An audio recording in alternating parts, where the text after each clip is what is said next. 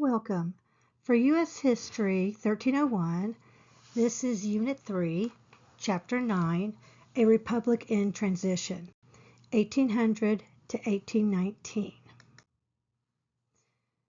All right, so what we've got going on is in this period, 1800, America is going to see its first real political divide. The division is going to be between the Federalist and the Democratic Republicans. The Federalists and the Democratic Republicans were the first two major political parties in the United States. The Federalists are Alexander Hamilton, John Adams. They believe in a strong central government, a federal government, a very loose interpretation of the Constitution. They are supported by more wealthier people and banks. They also support having a national bank and protective tariffs. And tariffs are taxes. They emphasize commerce, manufacturing, and urban development. They are pro-British on foreign policy. And their base, like I said, is mostly merchants, bankers, and urban elites. Think as Federalists as people who want a very strong boss to run the country. They believe in a national government, and they believe that government should make all the big decisions. Your Democratic Republicans, these are your more liberal. These are leaders like Thomas Jefferson, James Madison. They believe in limited federal government with a government that has no more power than what the states do. They have a very strict interpretation of the Constitution. It is what it is, and you follow it. They are in opposition of national banks and this centralized economic control. They emphasize a more agrarianism, rural life. This is more farming. They lean more towards the French with their foreign policy. And their base is farmers, artists. This is people who make anything that you use, shirts, plates. And they believe in supporting their rural population. So these would be, at this time, your more common man and your farmer. They want the states to have more power. They don't want just one person, one boss, like the government. They believe in farm life, they believe in freedom, and a small federal government, and the states making more of a choice. So these parties are going to clash over how they each interpret the Constitution and as to what type of economy and society the U.S. as it's developing as a country should pursue. The Federalists faded after the War of 1812, while the Democratic Republicans are going to evolve, and then they will eventually split and give rise to the modern parties we have, which are pretty much, we're not a two-party system, but we land as a two-party system, which is the Democratic Party and the Republican Party. Okay. So the Louisiana Purchase. At this time, Napoleon, who is this French dictator, he is dealing with the French Revolution, and he is at battle with all his bordering countries that border France. He also has colonies in South America and the Caribbean. Those colonies start to rebel. Okay, so Napoleon is in this fight with his home country of France and all of the countries surrounding him. And he also has rebellions going on in his colonies that are away from the homeland. And so he's dealing with a lot. Well, he had land that he had purchased. The huge chunk of land you see labeled in that picture as the Louisiana Purchase. So he had this land, and he's lost a lot of troops, and he's trying to crush the rebellion, and he's done. He's ready just to leave the Western Hemisphere and just deal with France and his homeland and the battle going on there. So he is going to sell that land at a very good price for us um, to Jefferson. So Jefferson basically sends out Livingston and James Monroe, and they negotiate the purchase of New Orleans and West Florida. But in 1803, Napoleon offers them the entire territory for $15 million. And if you look at the map, it's a huge amount of land. And it basically was 3.5 cents an acre. So Jefferson didn't exactly do this in all the legal ways, but it was such a great deal, people kind of just turned their heads and looked the other way. So Congress is going to pave the way for statehood. It's going to grant citizenship to the French and the Spanish residents, and it's going to enforce what's called the Black Code that defined enslaved people as property and banned the foreign slave trade. They're trying to make sure that there is no more rebellions like what was happening in France's other territories. Okay, so when Jefferson does this in 1803, it's the largest land deal. It's a very historical event, and it stretches from the Mississippi River to the Rocky Mountains. It's going to double the size of the United States. It was definitely was a bargain. He is worried about France and it being led by Napoleon, that it might come up as issues later, but he ends up buying the entire area, and it's going to bring about new land for farming. It's going to help with expansion. It is going to create a very strong, very positive look for Jefferson, because here he is. He made this bold step and made this purchase, not going through all the legal ways that he was supposed to, but he makes his purchase. He doubles the size of the country. So his popularity and how people view him is going to skyrocket. And the opposite, the Federalist Party, which was critical of the purchase. They thought it was unconstitutional. They thought it was too expensive.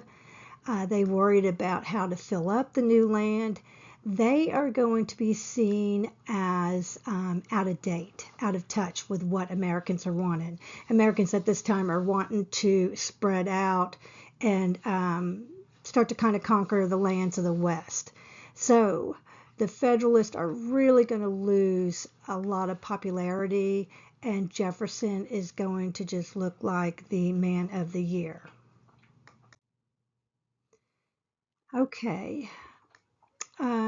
So after purchasing all of this new territory, Jefferson is going to commission his personal secretary, Lewis, and Clark, who was a skilled map maker and knew the frontier. They're going to go out on a journey to start charting this new land that they have. They're going to try and establish trade with the natives. They're going to be led by an interpreter who knew both the Indians and the Americans and could speak both languages, bilingual, like a lot of you guys are. She is going to be crucial in them getting in and making deals with the Indians and getting into all these different areas and mapping the land. They need to find water routes. They need to learn about the plants, the animals, and whatever native tribes were in the area. So they're going to travel over 8,000 miles by boat, horseback, by foot. They're going to deal with whatever weather, environment, animals. The land's completely unknown to them. So this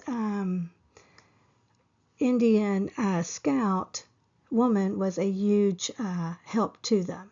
So this is going to be important because it's going to give them their first real look at the land that they have and what westward expansion is going to look like and what different things will need to be done to make this successful. The War of 1812. Alrighty. This was the result of growing tensions between the United States and Great Britain. So this is going to be rooted in different trade restrictions, maritime, which is sea, conflicts, and just different territorial ambitions that both of these countries have. So during the early 1800s, like we talked about with Napoleon, Britain and France, they are all dealing with Napoleon's wars that he has going on.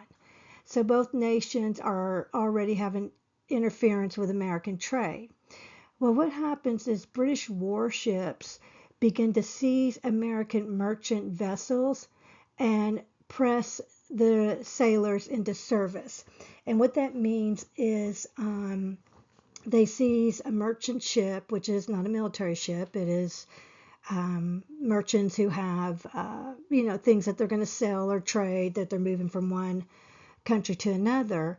And they take over the ship, they take the ship's items, and then the sailors, they press them is what it's called. They force them into service. So now these American sailors now have to fight in the British Navy. So Thomas Jefferson signs the Embargo Act of 1807. This is to pressure Britain and France by banning all American exports. So there's not going to be any more exports going from America to these areas. Well, he does this to try and get them to stop messing with the merchant ships and stop pressing the American sailors into the British Navy. So the embargo backfires, which is going to be devastating for the U.S. economy, especially in the port cities and among the farmers who rely the heaviest on trade. So to ease the damage that was caused, the Congress then passes what's called the Non-Intercourse Act of 1809, which reopens trade with all nations except the British and Britain and France. But this too will have issues, and it doesn't stop the harassment that the American ships are getting. So meanwhile, while all that's going on, a group of young nationalist lawmakers known as the War Hawks, they're mostly made up of Southern and Western Republicans, they begin pushing for war. They believe that military action would defend America's honor. It's going to stop the British. It's going to stop the British from taking over these merchant ships, and it's going to stop the British from supporting the Native American resistance that is also going on, that they're dealing with on the frontier.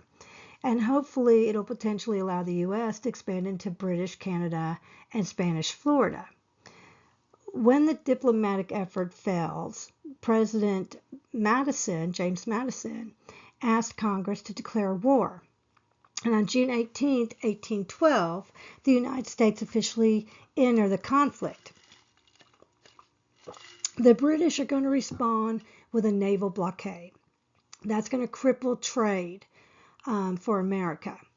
And they're also going to launch invasions along the U.S. coastline. In 1814, the British troops capture Washington, D.C., and they burn the Capitol and the White House. This is going to be shocking for the nation. Although the war ended in a stalemate with the Treaty of Ghent in 1814, it had lasting effects. It's going to boost American nationalism. It's going to weaken the Native American resistance in the Northwest, and it's going to lead to the final decline of the Federalist Party, which at the time opposed the war, so they're going to appear unpatriotic in its aftermath.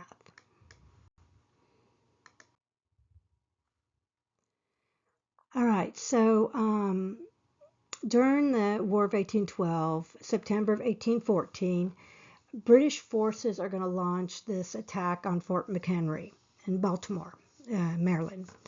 So the fort is going to be bombarded for like 25 hours. American troops are going to hold strong and refuse to surrender. And watching from a British ship was Francis Scott Key. He is an American lawyer, and he's on the British ship because he's trying to negotiate a release of prisoners and end what's going on. So he's on the ship and he sees the American flag still flying while all of the attacks are still happening. And so he writes a poem called The Defiance of Fort McHenry, and this later becomes the lyrics to the Star Spangled Banner, which is our national anthem. And then eventually, December 24th, 1814, they sign the treaty and they end the War of 1812. So you also have one more thing on here on the slide called the Hartford Convention. This is going to take place in Connecticut. And what it is a group of Federalists who are meeting to discuss the war. They're protesting the war. They want to discuss changes to the Constitution. Some are even talking about New England leaving the Union. But the war ended, and the news of the American victory at the Battle of New Orleans spreads, and the Federalists look again unpopular, unpatriotic, and they quickly lose any support that they were trying to create at the Hartford Convention. All right, transitions in the economy.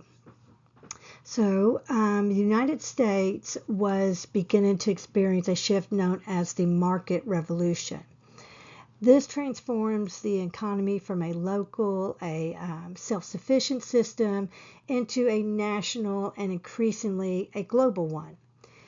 Traditional labor systems were apprenticeships, you had indentured servants. All of this begins to decline as we also have the Industrial Revolution happening. And we start to replace these people with wage labor. So workers were paid for their time rather than being trained for a trade. As far as economic transitions, this one's informal and it's not based on trust or being bartered, but it's going to be more formal contracts, and this is going to reflect a rise in business practices and legal agreements. So international markets are going to expand. American goods like cotton are going to increase, and their exportation will increase. This is going to link those rural areas that create the cotton to global trade. In the countryside, family farms are going to shift from growing just food for themselves to producing crops that they can sell, especially cotton in the South. You have different inventions. You have the cotton gin by Eli Whitney. It's going to help with the cotton production. It's going to make it faster, which will then make it more affordable. It's also going to increase the demand for enslaved labor. So it's going to have that unintentional issue that although it's making things more profitable and faster, it's going to require more enslaved labor. So this is all after the international slave trade was banned. So that's the international slave trade. So you can't buy enslaved people and bring them into the country, but you can still trade within the country. Okay, so that slave trade gets banned in 1808. So as you've got those advancements going on, you also have advancements in transportation. You have Fulton Steamboat, which is going to allow goods and people to travel upstream. You're going to have the construction of the Erie Canal, which is going to connect the western farms to the eastern cities. This is going to lower shipping costs and it's going to speed up trade because they can now access this canal versus going all the way around using the ocean. So these changes all help create a connected commercial economy. and it's really going to place a foundation for America's future industrial growth. Okay, so one of these systems is called the Lowell. Lowell, Massachusetts is where it's going to happen, and this is going to be like the American symbol for the Industrial Revolution. So you have this Boston Manufacturing Company, which had created a new system of textile production. It's going to combine spinning and weaving under one roof. So to expand this model, the company creates the Merrimack Manufacturing Company, which still exists, and develops Lowell as this planned industrial city. Okay, so it's along the Merrimack River. So they're going to use the water power to run its mills. Well, they create what's called the Lowell Girls. So Lowell quickly grows as this large textile center in the country. So to staff the factories, these owners recruit young women from rural areas. So from farms, these young women who have no rights to really do much, they're very excited to come in and work in a factory and have kind of this city experience. So they're referred to as the Lowell Girls, but they're not like, they don't get the freedom that they think they're coming into. So they're going to live in company-owned boarding houses. They're going to have to follow really strict rules. They're going to have to attend church. They have to participate in education and cultural activities during their free time. So they're going to work a very demanding job with very long hours and have really no opportunity for independence like they thought they were doing. They thought they were leaving and going to work and have some independence. But the system is set up really just to keep them to where they do not have any of that. But this is going to become the model for industrial labor and urban planning. So it's going to blend this economic ambition with this vision that we're still going to keep a very moral and social order. All right, during Jefferson's administration, his policy was for the Native Americans to assimilate. So they should start just adapting the ways of the white man. They need to adapt the farming, Christianity, and all the American customs that we have. So they need to assimilate, integrate into American society and act like Americans. And this is going to be the answer to the Indian problem. So what they're wanting to do, the strategy is to open up the West, where the Indians are, to migration. It's going to be called Western expansion after we get past the Civil War. So as settlers are starting to move west, they're starting to encroach on this native territory. This is going to lead to Indian resistance. So we're going to have an issue that we have to solve with the Indians because we want people to start going west and taking over that land. So you're going to have Protestant missionaries traveling into these areas and trying to convert the Indians, because if you could convert the Indians to Christianity, they would then shape all their communities to line up with Christianity. We'll give them a Western education. We'll teach them how to farm, and they will then assimilate into the white man's culture. So U.S. policies are going to start becoming more aggressive. And by the 1830s, under President Jackson, that's when we're going to deal with the fact that the Indians aren't assimilating, and we're going to start the Indian Removal Acts. We're going to take them off of their ancestral lands, and this will lead to the Trail of Tears and basically just the entire dismissal of the Indian culture. At the same time, we've got the Second Great Awakening. So this is not the first, it's the second. It's going to go across the United States. It's going to transform American religious society and what is being taught. It's going to influence different ideas about personal liberty and social reform. You're going to have new words come out like evangelism, a message focused on spreading the Christian message through passionate preaching, emotional worship, and this personal conversion experience. So, unlike earlier religious traditions that stressed predestination and a hierarchy, evangelic preachers start teaching that every individual had the power to choose salvation.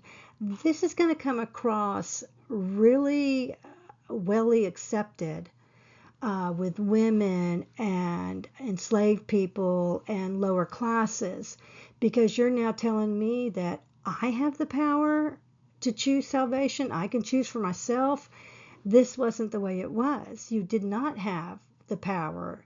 You had a strong hierarchical, patriarchal system, and you were told what to do or what to believe. So this is going to be very empowering to the people, because where they might not have different powers in different areas of their life, they now were empowered to take control of their spiritual lives and align this with these ideas of a personal liberty and an individual redemption. So you're going to have a huge influence on the young. Democracy. You're going to have this volume of freedom and self-determination that's going to start moving like a social movement. You're going to have revival meetings. They're going to attract thousands, especially in these frontier regions. And they're going to encourage people to reflect on their moral choices and commit to a personal transformation. So the movement is going to inspire many to take action in society. They're going to start leading to reform, efforts in education. It's going to lead to the temperance movement, to women's right, to the abolition of slavery. So the Second Great Awakening has on American culture this idea that every individual has a form of power. And it's going to be something that goes from a grassroots movement into really some national progress. Okay, the last thing we have is Joseph Smith in 1820. Joseph Smith is going to be the founder of the Mormon religion. So he's a young man from upstate New York. He has a police record, but he's going to claim that he receives divine visions by a guided angel, and he discovers these buried golden tablets on a hillside. And these tablets, according to Smith, contain the ancient writings that translate into what's known as the Book of Mormon. And this Book of Mormon is going to be published in 1830. So this is going to be the foundation of the Church of the Jesus Christ Latter-day Saints, commonly known as the Mormon Church. Smith and his followers are going to begin to preach this new form of Christianity. They're going to emphasize continuing revelations, communal living, and moral discipline. So the Mormons are going to believe that the Mormon men can have as many wives as possible, and it's their job to produce children. And again, you have a white man patriarchal system at this time. So I'm sure it's going to be popular. As the movement grows, it's going to start facing very intense opposition, okay? These ideas of a man having multiple wives and huge families and children with all these wives and everybody living in one community is not going to go with the other views that the Catholics hold and the Protestants. So they're going to face very strong opposition. So the Mormons were often viewed already with suspicion and hostility due to their beliefs. and very much so on this plural marriage, which means multiple wives. And the fathers would arrange the marriage of their young girls. And the girls were young. They could be as young as 13 when they were married off. So there's going to be a huge,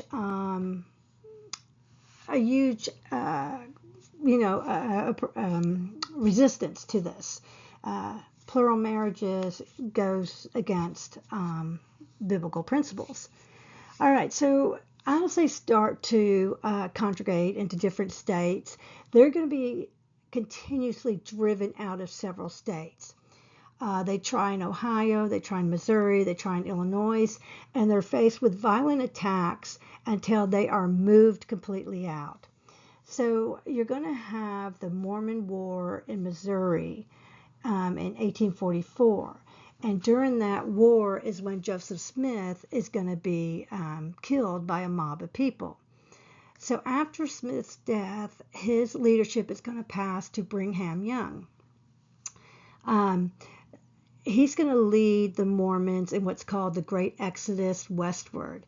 So in 1847, they are going to all move westward, and they're going to settle in Salt Lake Valley, Utah, which is where they are now. They're hoping for religious freedom and safety. But this migration is going to become one of the most significant religious movements in American history. And the Mormon community played a major role in how the American West developed. They're going to also face some other issues with the government. The government is going to try and shut down different things.